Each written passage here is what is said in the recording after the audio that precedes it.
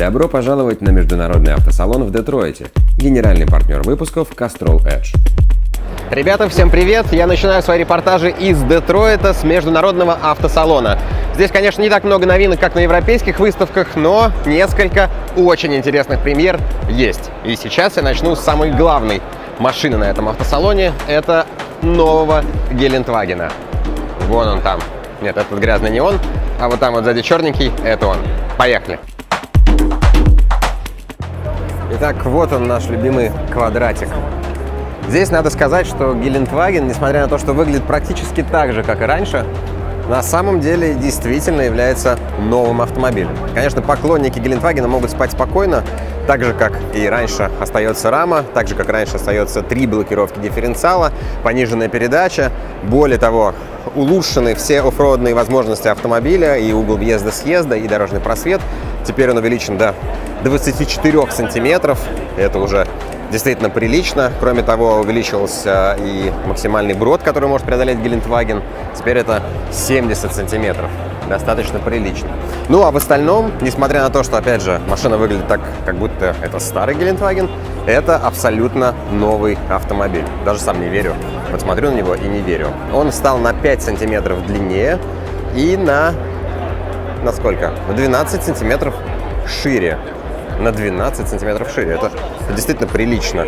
Но самое главное, конечно, не это, потому что дизайнеры постарались сохранить ту брутальную внешность, которая была в этом автомобиле.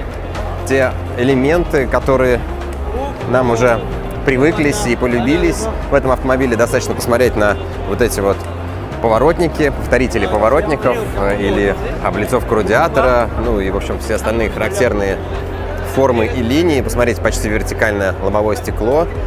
Практически такие же дворники, как были раньше. Такие же, абсолютно такие же дверные петли. И даже звук закрывания дверей, если вы услышали, сейчас специально сделаю это,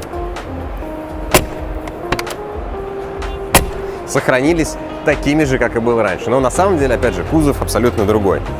Тем более, что здесь инженеры смогли использовать дополнительные технологии, расчеты, и автомобиль стал легче предыдущей версии на 170 килограммов. То есть это очень прилично. Достигнуть этого удалось за счет высокопрочных сталей, алюминия и прочих легких материалов конструкции. Так что, несмотря на то, что Гелендваген выглядит как Гелендваген, на самом деле он, конечно, уже совсем другой автомобиль. Что еще? Самое, конечно, большое количество изменений все-таки внутри. Не в кузове, хотя в нем тоже много, а именно внутри. Как я уже говорил, здесь новая подвеска. Спереди это независимая подвеска на двойных поперечных рычагах. И это обеспечивает, ну точнее должно обеспечивать, это мы еще проверим, когда будем кататься на машине, должно обеспечивать совершенно другую и управляемость, и ощущение от вождения, и устойчивость на дороге. Помимо этого, здесь новые силовые агрегаты, новая 9-ступенчатая коробка передач.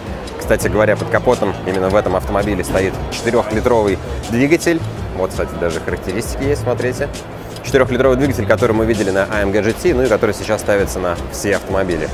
До 60 миль в час, это 96 км в час, он разгоняется за 5,8 секунды, что весьма-весьма хорошо. Единственное странное решение — это вот эти вот зеркала, посмотрите, они такие аэродинамические, здесь с камерами кругового обзора и так далее, но выглядят они на квадратном гелике немножко странновато. Сейчас залезу внутрь, когда коллеги оттуда вылезут, покажу, что внутри.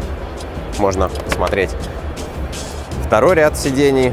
Место вроде как увеличилось, но вот сейчас я вот вижу, видимо, отодвинуты передние кресла назад, что разница как-то не очень велика, честно говоря. Хотя по сравнению с предыдущим Гелендвагеном интерьер выглядит просто роскошно. Просто роскошно. Посмотрите сзади. Огромные тяжелые двери, как и раньше. И тоже с таким же абсолютно звуком закрывается крышка багажника. Здесь есть место. Везде дорогая обивка. Ну, в общем, с точки зрения люкса, с точки зрения комфорта, конечно, Гелендваген очень сильно поменялся. Хотя, опять же, с точки зрения каких-то решений, которые раньше вызывали большие вопросы, например, вот эти вот петли, которые себя не очень хорошо ведут со временем и ржаветь начинают, и закисают, здесь сохранились. Но, опять же, как дань традициям Гелендвагена. А еще большие изменения коснулись, конечно же, светотехники. Сейчас это такое спасительное совершенно решение для всех производителей. Если вы хотите сделать новый автомобиль необычным, займитесь его светотехникой. Здесь в Гелендвагене немного изменений с точки зрения формы и дизайна, но много изменений по начинке. Полностью светодиодные задние фонари.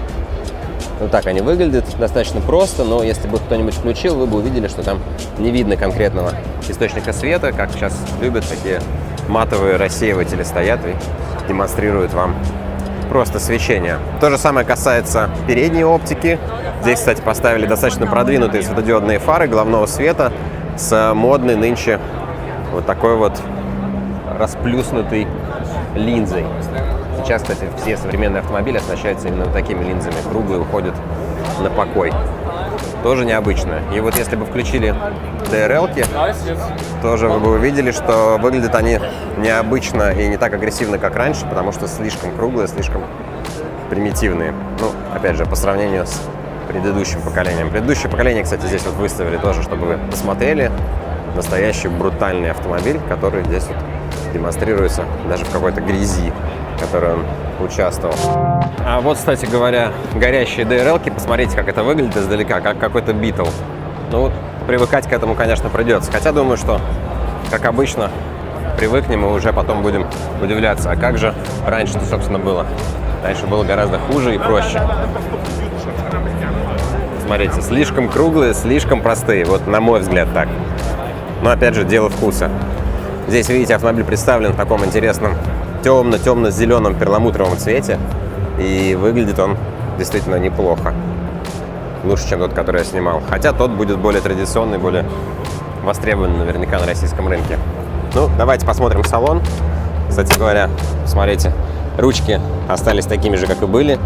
Нам нужно нажимать на кнопку, после чего открывать салон. Здесь, конечно, изменения сумасшедшие. Если вспомните, то Гелендваген, в общем-то, уже несколько раз оснащался другими салонами, более современными, но здесь вот огромный шаг вперед, даже, можно сказать, практически опередил другие. Здесь, помимо того, что используется такая же инновационная система панели приборов, где два 12,3 дюйма дисплея соединены в одно целое, помимо этого еще и другая архитектура центральной консоли. Смотрите, как сделано. Воздуховоды, чем-то напоминающие таковые в Е-купе. Вот эта вот вся отделка необычная из настоящего алюминия.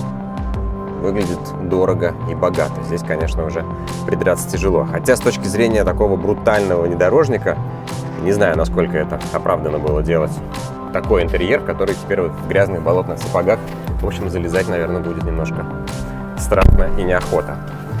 Точно так же сохранились кнопки, смотрите, блокировки, все три, межосевая, межколесная, управление климат-контролем и всем остальным, мультимедиа, и все это уже нам знакомо по другим моделям Mercedes, которые мы видели. Но добавился люкс и роскошь, который необычно видеть в Гелендвагене. Посмотрите, какие здесь задние кресла, профилированные, кожаные, в общем, музыка Бурмистер, все так вот на высочайшем уровне. Молодцы, что сказать. Молодцы. Хотя ощущение, конечно, неоднозначное. Именно потому, что все-таки брутальный внедорожник стал настолько комфортным и роскошным. Вот опять же, толщина двери. Посмотрите на это. И звук закрывания на прощание.